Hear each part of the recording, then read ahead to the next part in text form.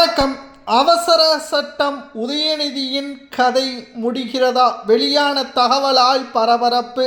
சட்டசபை கூட்டத்தொடர் தொடர்ச்சியாக நடைபெற்று வருகிறது. மானிய கோரிக்கை விவாதம் கேள்வி நேரம் தற்பொழுது நடைபெற்று கொண்டிருக்கக்கூடிய நிலையில் ஆளும் தாவேகாவை கடுமையாக விமர்சனம் செய்வது சட்டத்திற்கு ஒட்டுமொத்தமாக இவர்கள் சட்டசபையின் மாண்மை கெடுக்கும் விதமாக அவையில் மிகவும் மோசமாக திமுகவின் எம்எல்ஏக்கள் தாவேகாவின் அமைச்சர்களை அடிக்க வருவதும் நேரடியாக அமளியில் ஈடுபடுவதும் நீதிமன்றத்தின் மூலமாக வழக்கு தொடர்வதற்கு கூட அதிகாரங்கள் இருக்கிறது. புதிய அறிவிப்பை சபாநாயகர் ஜே.சி.டி. பிரபாகரன் அவர்கள் வெளியிட்டுள்ளார். திமுக 20 நிமிடங்கள் தான் கேள்விகளை கேட்க வேண்டும். அவையில் அமளியில் ஈடுபடக்கூடிய எந்த ஒரு சட்டமன்ற உறுப்பினராக இருந்தாலும், குறிப்பாக திமுகவின் சட்டமன்ற உறுப்பினர்கள் அமளியில் ஈடுபட்டால் அவை காவலர்கள் மூலமாக வெளிநடப்பு வெளியேற்றம் செய்வது உறுதி. இது உதயநிதி அவர்களுக்கு மிகப்பெரிய ஒரு அதிர்ச்சியையும், திமுகவின் எதிர்க்கட்சி தான் மிகப்பெரிய மக்களின் ஆதரவு, மக்களின் இரும்பு கை கொண்ட திமுக ஆளும் கட்சியாக இருப்பதை விட எதிர்க்கட்சியாக இருப்பதுதான் மக்களுக்கு பாதுகாப்பு என்பதை தேர்தல் முடிவுகள் வெளியான பிறகு, தோல்வியடைந்த பிறகு பேசினார்கள். ஆனால் சட்டப்பேரவை நேரலை ஒளிபரப்பப்பட்டு தற்பொழுது வரை நேரலையை துண்டிக்க வேண்டும் என்று அவையில் கண்ணீர் விட்டு கதறி அழுது வருகிறார்கள். ஏனென்றால் சட்டப்பேரவையில் திமுகவின் ஆட்சியில் என்ன தவறுகள் எல்லாம் நடந்தது, யாருக்கெல்லாம் எவ்வளவு சொத்துக்கள் இருக்கிறது என்பதை எல்லாம் நேரடியாக அவையில் தாவேகாவின் அமைச்சர்கள் பேசுவது திமுகவின் அமைச்சர்கள் வசமாக சிக்கக்கூடிய வகையில் அமைந்துவிட்டது. திராவிட முன்னேற்றக் கழகம் எதிர்க்கட்சியாக இருந்தால் ஆளும் தாவேகாவால் தாங்கிக் கொள்ள முடியாது என்று பலரும் கூறினார்கள் தேர்தல் முடிவுக்கு பிறகு.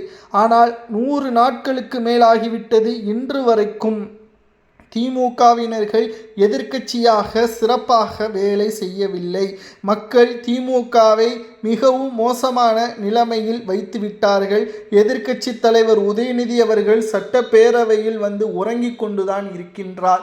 அவையின் மாண்மை கெடுக்கும் விதமாக அமளியில் ஈடுபடுவது மட்டும்தான் திமுகவின் ஒரே வேலையாகவே இருக்கிறது. ஆளும் கட்சிகள் கேட்கக்கூடிய கேள்விகளுக்கு திமுகவினர்களால் சரியான பதில்களை கொடுக்க முடியவில்லை.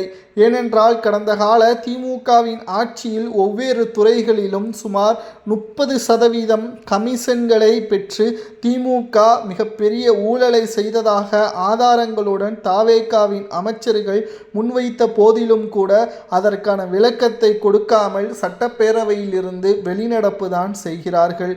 இப்படிப்பட்ட நிலைமை நேரலையில் ஒளிபரப்பப்பட்டால்தான் தமிழக மக்கள் உண்மை யார் பக்கம் இருக்கிறது என்பதை நன்கு உணர்வார்கள்.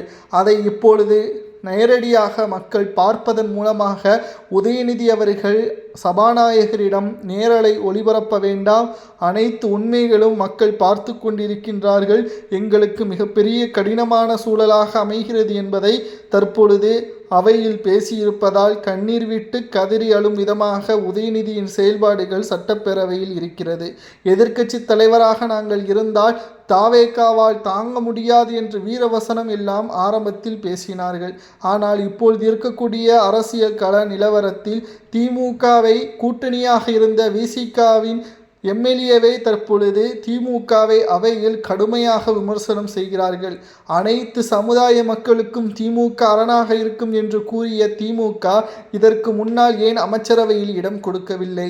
அதற்கு என்ன காரணம்? அனைவரும் சமம் என்றால் உங்களது அமைச்சரவையில் ஏன் இடம் கொடுக்க தயாராக முன்வரவில்லை என்ற கேள்விகளுக்கெல்லாம் திமுக திணறிவிட்டது.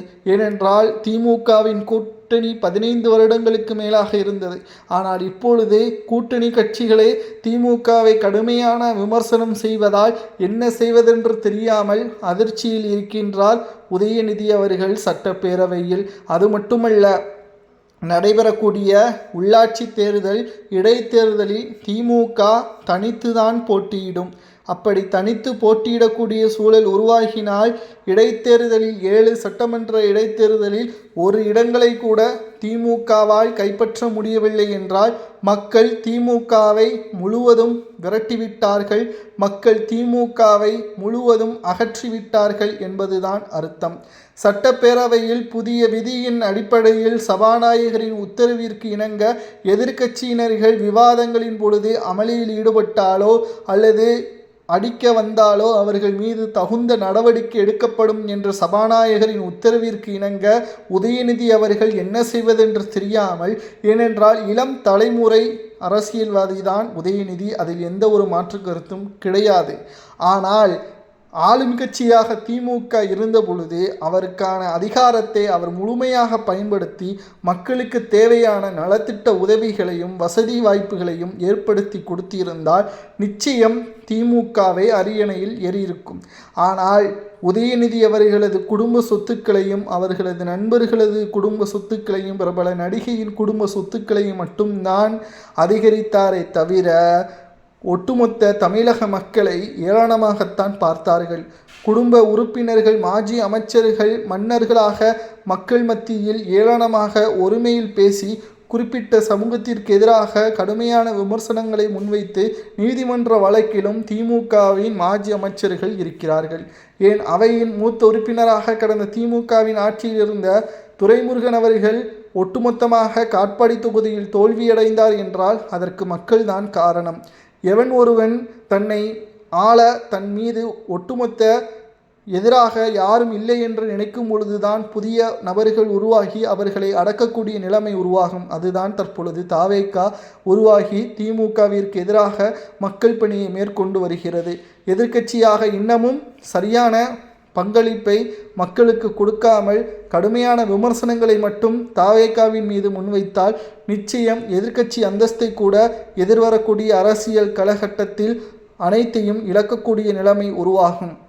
சபாநாயகர் அறிவிப்பின்படி நேரலையில் கண்ணியமாகவும் கட்டுப்பாடாகவும் மக்களுக்கு தேவையான கேள்விகளையும் குடும்ப உறுப்பினர்களது புகழாரங்களை பேசாமல் மக்களுக்கு தேவையான பிரச்சனை, ஆளும் கட்சியாக தாவேகா என்னதான் இருந்தாலும் அதில் கொண்டு வரப்பட்ட திட்டங்களில் என்னென்ன பிரச்சனைகள் இருக்கிறது, மக்களுக்கு நேரடியாக செல்கிறதா என்பதை கண்டுபிடித்து ஆதாரங்களுடன் சட்டப்பேரவையில் கூறினால் மட்டும்தான் மக்கள் உங்களை அங்கீகரிப்பார்கள். இல்லை என்றால் மக்கள் உங்களை புறக்கணித்து கட்சியே ஆட்சியே வரவிடாமல் எதிர்க்கட்சி அந்தஸ்தை இழக்க வைத்து அந்த இடத்திற்கு அதிமுகவையும் வரவைக்கக்கூடிய சூழல் உருவாகும் என்ற தகவலால் தற்பொழுது உதயநிதி அவர்கள் என்ன செய்வதென்று தெரியாமல் அதிர்ச்சியில் இருக்கிறார். இனி வரக்கூடிய தேர்தல்களில் திமுக எதிர்க்கட்சி அந்தஸ்தை பெறுமா அல்லது இருக்கக்கூடிய இடத்தையும் இழக்க நேரிடுமா என்ற செய்தியை கமெண்ட் வாயிலாக கூறுங்கள். உங்களது கருத்துக்கள் வரவேற்கக்கூடியது. மறக்காமல் கமெண்ட் வாயிலாக தெரிவிங்க.